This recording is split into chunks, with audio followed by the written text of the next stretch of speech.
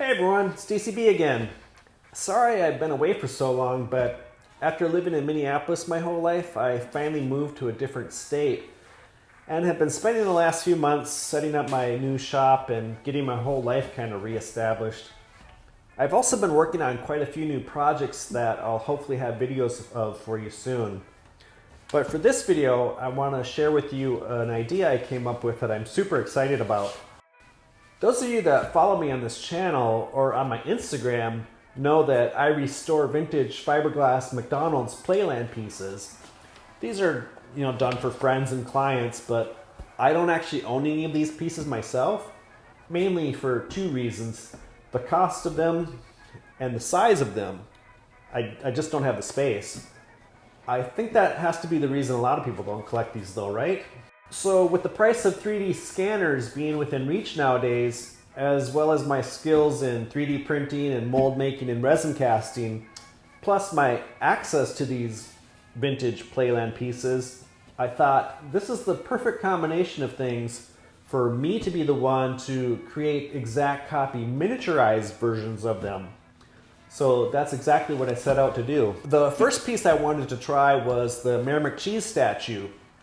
I have one here in the shop that's in a state of restoration where all his paint has been stripped off and some of the pieces have been primed. And this works out pretty good because 3D scanners do a much better job on items that are white or light gray as opposed to full color. As for the size I chose to reduce these down to, I picked 1/9 scale. Really for no other reason than that's the scale of Mego figures. So if you get all the pieces together that I'm planning on doing and you make a full Playland, you can then populate it with these little articulated figures. And with the resurgence of the Mego brand, these figures are now super easy to obtain and at a really good price. It also just happens to be a really nice size to, put on a shelf or whatever.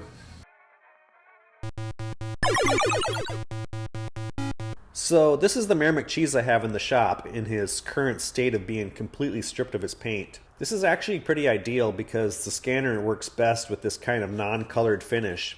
Since the head has so many smooth areas that can confuse the scanner, I placed these small colored stickers on it to help break up the surface. I'm using the RevelPoint Pop 2 scanner, which runs around $800. It's a slow process and there's quite a bit of a learning curve to get it just right.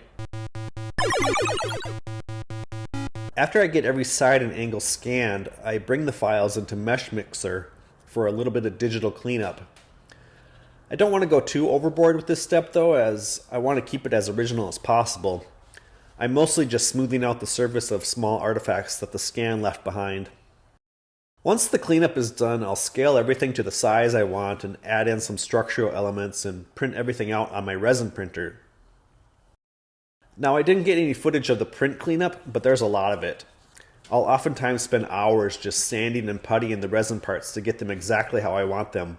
It's really boring and tedious, but it's worth it in the end. I don't want any signs that this was a 3D print.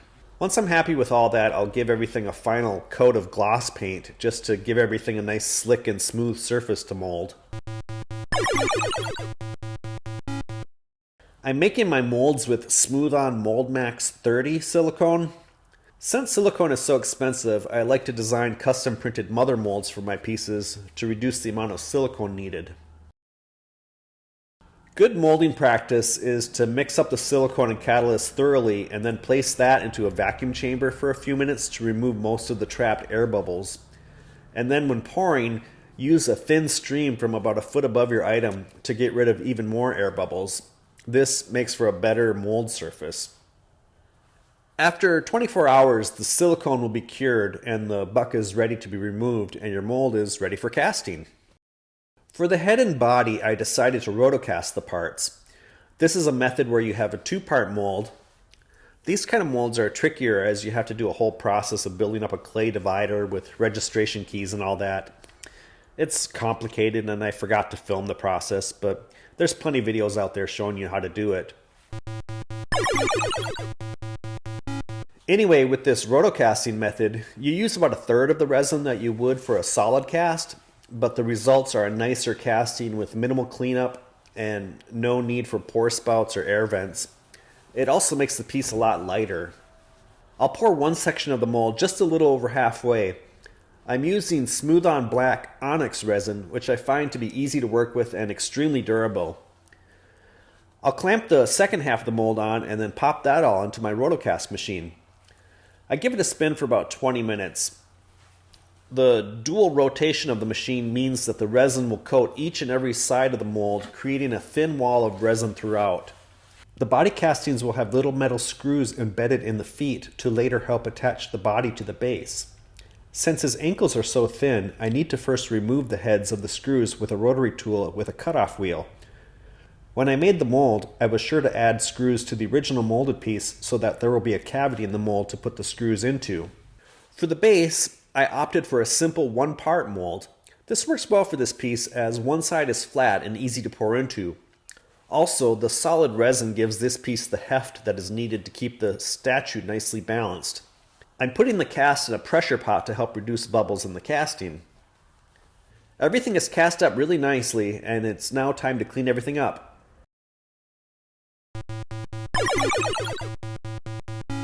Each piece now needs to be cleaned up.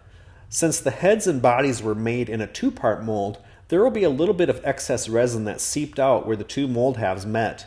This is called flashing. But since I spent extra care in initially making the molds, this flashing is minimal. Most of it I can scrape off with my thumbnail or by lightly going over it with some sandpaper. After that's all cleaned off, I give the parts a good scrubbing in a bucket of water with a few drops of dish soap. This is to remove the mold release I sprayed into the molds. If I don't do this step, the primer and the paint may have difficulty sticking to the resin. The bases need to have the bottoms sanded down and holes drilled into them for attaching the body to them. After I painted each piece with a primer, it's time to put a base color of paint on them. Since this is the most important layer with the most coverage, I will be spraying them with my spray gun and high quality automotive paints. The base gets a neon green, the body gets pink, and the head will be in yellow. My second favorite step in this whole process of making these is the airbrushing of the buns. It's stressful, but also kind of relaxing as well. This is the only part that gets airbrushed. The base also gets special attention as I will paint over the neon green with a darker green, then rub off the high spots with some steel wool. I repeat this process about 3 times until the darker green fully covers the underbase color. All the rest of the colors are simply hand painted on with a brush and some basic craft acrylic paints. The paint takes about 2 to 3 layers to cover, so these steps can be very long and tedious, usually taking me several days to complete a run of 12. I'll speed up the video for your viewing pleasure though.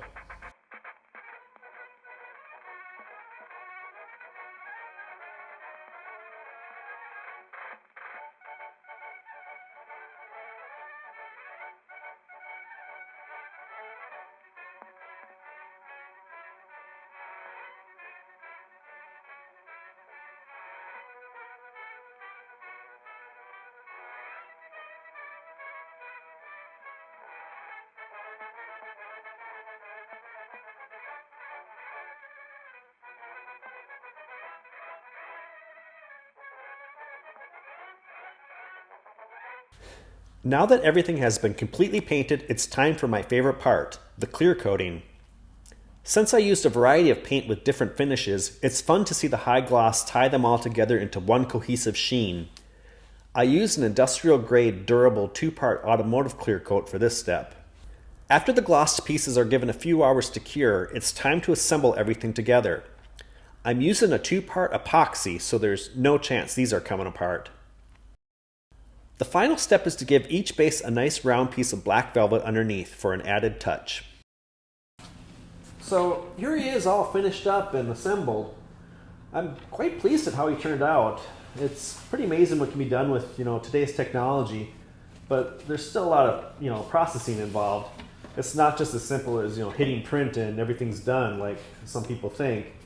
Hands-on skills and talents are still needed to achieve a finished product at this level, but maybe soon that'll be a thing of the past too. Who knows? So I can't wait to get started on the next piece in the collection. I already have it all planned out on what that piece will be. And I'm planning on introducing a new piece maybe every 2 months or so. This way people don't have to worry about, buying everything all at once. But, as I bring a new piece into the collection, I may have to temporarily retire past pieces so I don't get too overwhelmed with the workload. But if the demand is still there, I will, bring these pieces back from time to time. And just as there was a variety of different sized pieces in the original Playland, there will also be that variety in the collection. So that will mean, a variety of price points too. So hopefully I'll have something for every budget out there. So that's what I got for you. If you want to order a Mayor McCheese, you can find him on my store website, times8.biz. You can keep checking back there for new releases or follow me on Instagram to see what I'm currently making. Hey everyone, it's me from the future. Same shirt, but new glasses. Anyway, since I filmed that last segment, I've completely sold out on that Mayor McCheese run, and I started my second piece of the collection, which is this Officer Big Mac statue. He's getting pretty close to being sold out as well, but like I mentioned, I will revisit these soon and do a second run of them. So if you missed out on the first one, don't worry, I'll come back to them. In the meantime, I've been working on the third piece of the collection, which is the hamburger patch. I've just been trying to figure out the best layout for them and also how to do these leaves here. I found this green vinyl tablecloth at a thrift store that I think could work pretty good on my cutter and make a million little leaves here. Good idea! Just go onto my Instagram for updates. I update that pretty frequently, so get all the latest on there. Until then, see you next time. Thanks.